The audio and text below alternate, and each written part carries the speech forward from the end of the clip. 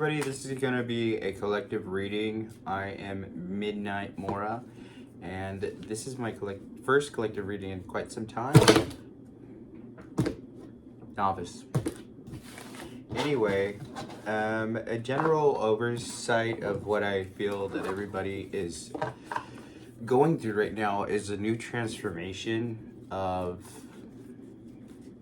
a culmination of a cycle passed down to us by our ancestors, and a lot of stuff. The main thing that I'm getting is do it now, or do it now, do it right, do it nice. No, do it nice and easy. Like kind of like a rolling on the river. That's gonna be I'm gonna call this rolling on the river. Left a good job down in the city, working for the man every night and day. And I never lost one minute of sleep, 'cause I was worried about the way that things might have. Big wheels keep on turning. Girl, Mary, keep on burning. And we're rolling. I have ADHD, rolling on a river. Just like that song. That I feel like that's what we're all going through right now. Where we gotta start nice and easy, baby steps, crawl before you can walk. See, I have to learn how to shuffle cards again. Knight of Swords. What did I say? Action Jackson. This is my first time with this setup, so this light, I know I am kind of a mess right now, but okay, that kind of, whatever, it's gonna have to work. So the Knight of Swords right here, depicted right here, is telling me that, yeah, action. No more contemplating. Like right now I was going, okay, do I want to show my ghetto ass bed because I'm, washing my clothes?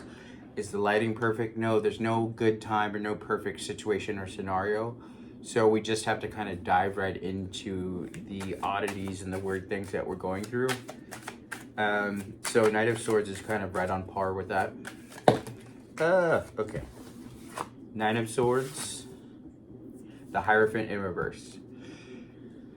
So to me, with that saying, there's a lot of swords action, and that with the Hierophant is saying, because the Nine of Swords was upright and the Hierophant was in the reverse, which means that the paradigm shift is going the opposite way now. It's everybody that was was on the top of it is going to the bottom. Not necessarily if you had a good life, but if you, anything that,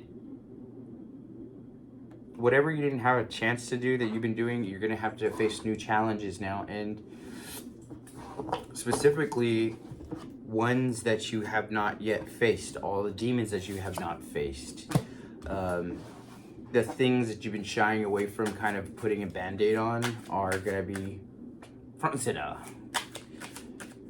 Tell us more, Spirit. What?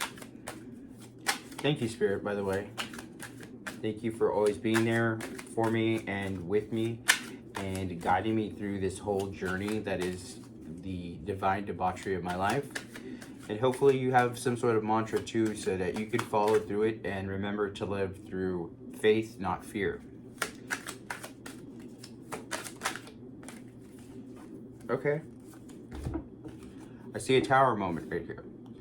The tower moment is probably already started for most of us, but if it hasn't, just make sure that you create good padding. Because when I ran into my big awakening this last month, it was near fatal, and I had to learn how to be again and how to talk and not to fidget and touch my face every 5 seconds, even though I just said that, now it itches. But also learn how to talk to people without drinking and other stuff, and realizing that I can fulfill my desires and get the things that I want without having to sacrifice my ultimate happiness. Because a lot of the times we sacrifice our ultimate long-term happiness for quick fixes or quick hits of things that are satisfying. And you know what my whole argument was with that back when I was on, you know, playing for the other team is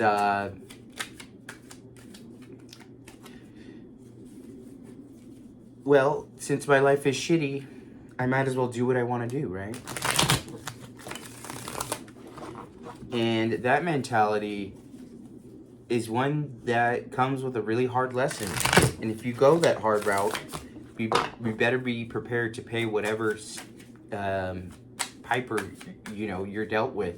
And the funny thing is that I have been blessed with a second chance, as hopefully most of you have.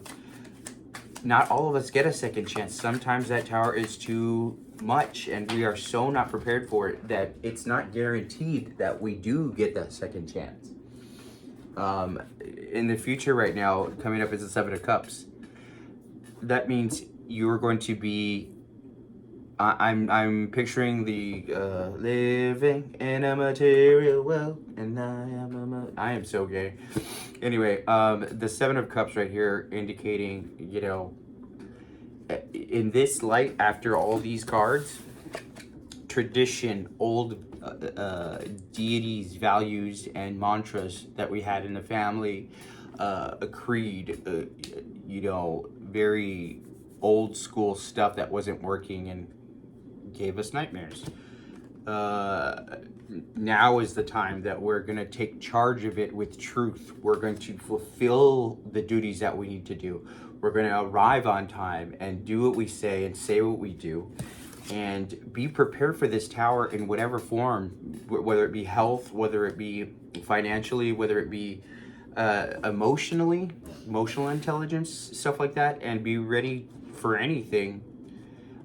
Because not because you beat yourself upside the head, but it's an inner knowing and just working on living in your entire truth. Because before living into my entire truth, I was only at 20%, and the rest of it was bullshit of how much, you know, if you look back on the readings that I've done, they weren't all bullshit, I'm not going to say that, but they were influenced. If you look on one of my other videos, the last night I was drunk, it's obviously I was in some sort of pain and some sort of extreme denial. Hours after that video aired, I was in the emergency room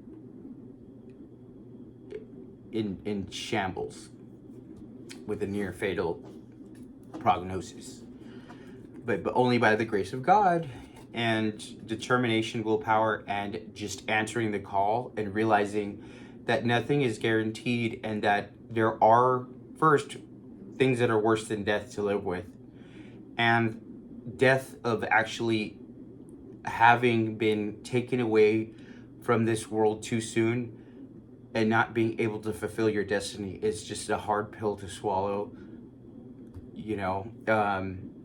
So this card, usually I used to, or in any other sense or any other, with any other card lineup, I would think that this would be a negative thing because it's just too much. But right now, it's an easy thing because we get to pick these things. We don't have to pick these things, and don't get stuck in that mode where you're like, oh shit, I don't want to do this anymore because it's just information overload. I'm oversensitized by it. Take a break from it and go do something else. I watch fart videos, Humor Bagel, you're the best. Look him up. It clears the mind. Good music. Clean up your room. Do something, you know, whatever your hobby is. I make jewelry. I mean, I can just do that for hours, and I love making beautiful things and then gifting them to people, and they love them.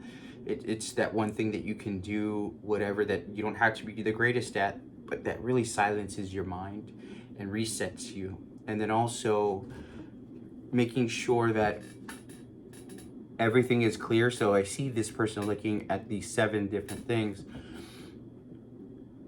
but he's kind of looking over towards this one in my opinion, he's looking over towards this guy right here. So he kind of knows which one he's going to do. And he knows which one feels right within his mind, body, and soul, not just his mind saying, oh, that might not be the best thing, or that might not be the, we might get bored of it, or what if it's hot, or what if it's, you know, what if it's the wrong decision, or something like that, you know? What else can we expect, Spirit? For my angel soul gang out there.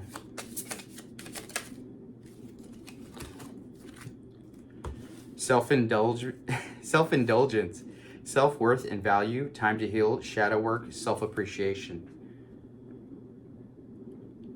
White candles, very good for purity, purifying, lots of sage. Engagement ring, higher commitment, eternity, partnership and union, and completion. So what that means is getting yourself right, dotting all your I's and crossing all your T's, with getting all your health care in order, with your trying to get up to speed on your bills, your transportation situations, clearing out friends that you don't need, or realizing when there is a friend or there is somebody that could help you out, reason, season, lifetime, you know what I mean? And then the higher commitment, the eternity, the partnership and union, and the completion is something that is scary to somebody that's been single, for all my single people out there. And if it's something to where you're in a relationship, whether it be romantic or not, this is a re-evaluation, like renewing your vows. Did I say vowels? Vows? And that could be anything but just a gesture of a vacation, a small gift, a nice compliment, whatever that love language is for that person, and or friend, or business colleague, whatever they are. Let's see. Anything else you want to tell us, Spirit? Oh, that one flew right out. The dragonfly. I saw this in a video by the lioness. I believe her name is the lioness goddess, something like that. I should really verify that before I bring up their names. Light-hearted and adaptable. Very true.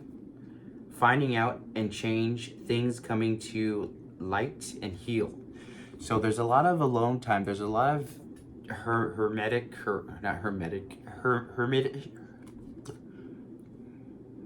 spending a lot of alone time. And reflection, but not beating ourselves up over it, just kind of seeing it in a very much more clear way than we have in the past. Clarity, purity, satiety, gratuity, vulnerability, all of the illities. But yeah, the dragonfly is a really nice one. It's magic, it's mystical, it is something that is otherworldly, and something that we kind of need now. So that was just a little update. I know I haven't done one of these in a while, but I love to hear from you guys if you guys ever have an idea of taking over the world. I do. Good night, Mora. Thank you for watching. Like, share, subscribe.